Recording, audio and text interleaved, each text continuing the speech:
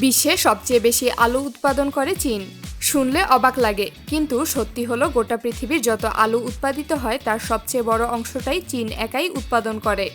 এরপর রয়েছে ভারত, রাশিয়া, যুক্তরাষ্ট্র আর ইউক্রেন। তবে নেদারল্যান্ডস, বেলজিয়াম আর কানাডা বিশেষ পদ্ধতিতে আলু চাষ করে প্রতি একর জমিতে যে পরিমাণ আলু পায়, বাংলাদেশের 1 একর জমিতে তার 4 ভাগের 1 ভাগও পাওয়া যায় না। তাদের চাষের পদ্ধতি এতটাই আলাদা যে সেটা দেখলে মনে হবে আলু যেন মাঠে নয়, গবেষণাগারে জন্মায়। আলু চাষ শুরু হয় সঠিক বীজ দিয়ে। সাধারণত দেশে কৃষকরা বাজার থেকে ভালো মানের বীজ আলু কিনে নেয়।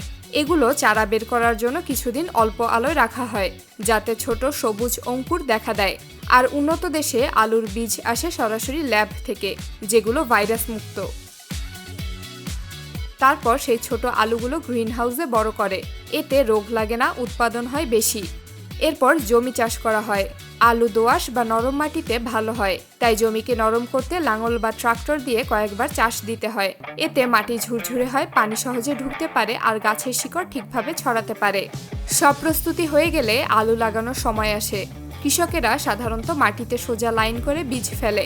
কিছুটা ফাঁকা রেখে বীজ বসাতে হয়, যাতে প্রতিটি আলু গাছের নিজের জায়গা থাকে। উন্নত দেশে এই কাজ করে রোবট ট্রাক্টর। জিপিএস দিয়ে নির্দিষ্ট করে দেওয়া থাকে কত দূরত্ব রেখে বীজ যাবে, কোন গভীরতায় যাবে, কতটুকু সার দরকার। সব হিসেব করে এই ট্রাক্টর নিজে থেকেই কাজ করে ফেলে।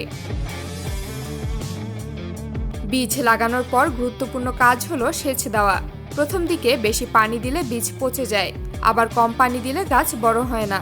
আমাদের দেশে সাধারণত সেচ পাম্প দিয়ে পানি দেওয়া হয়, কিন্তু ইউরোপ বা কানাডায় ব্যবহৃত হয় পিভট সেচ, যেগুলো ঠিক যতটা পানি দরকার ততটাই দেয়। গাছ একটু বড় হলে চারপাশ থেকে গাছের গোড়ায় মাটি তুলে দিতে হয়, এতে আলু বড় হওয়ার জায়গা পায়। আলু গাছে যখন ফুল দেয় তখন বোঝা যায় মাটির নিচে আলু তৈরি হচ্ছে। আরও কিছুদিন পর পাতা হলুদ হয়ে শুকাতে শুরু করে, তখনই আলু তোলার সময়। আমাদের দেশে কৃষকরা কোদাল বা হাতের যন্ত্র দিয়ে আলু তুলে, কারণ আলু তোলার সময় যদি কেটে যায় তাহলে বাজারে ভালো দাম পাওয়া যায় না। উন্নত দেশে আলু তোলা হয় বিশাল পটেটো হারভেস্টার মেশিন দিয়ে। এই মেশিন মাটি তুলে আলু আলাদা করে দেয়, মাটি, পাথর, ডাটা সব ছেঁকে ফেলে। আলু উঠে গেলে সেগুলো রোদে কিছুক্ষণ শুকানো হয়, এতে আলুর বাইরের খোলস শক্ত হয়, দীর্ঘদিন রাখা যায়।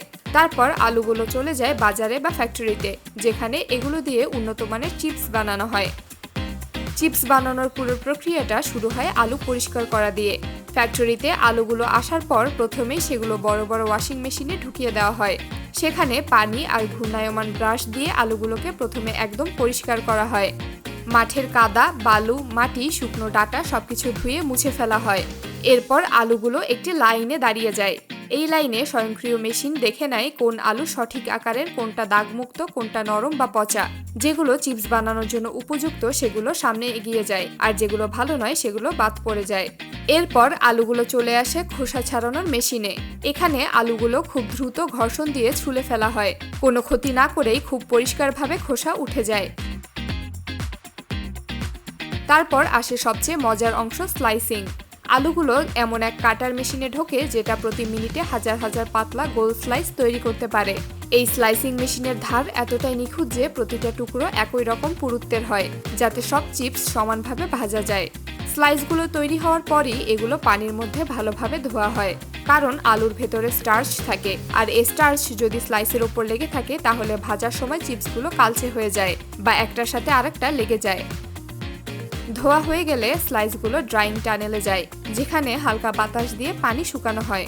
এরপর বিশাল তেল ভর্তি ফ্রায়ারের মধ্যে আলুর স্লাইসগুলো ঢুকতেই মুহূর্তের মধ্যে ফুলে উঠে হালকা মুচমুচে হতে শুরু করে। পুরো প্রক্রিয়াটাই মাত্র কয়েক সেকেন্ডের মধ্যে হয়ে যায়। ভাজার পর তেল ঝরানোর জন্য চিপসগুলো কনভেয়ার বেল্টে চলে আসে। সেখানে অতিরিক্ত তেল নিচে পড়ে যায়, আর চিপসগুলো শুকনো হালকা হয়ে পড়ে থাকে। এখন চিপস ভাজা হয়ে গেলেও এখনো এগুলোর স্বাদ নেই, তাই এগুলো পরের ধাপে ফ্লেভারিং ড্রামে ঢোকে।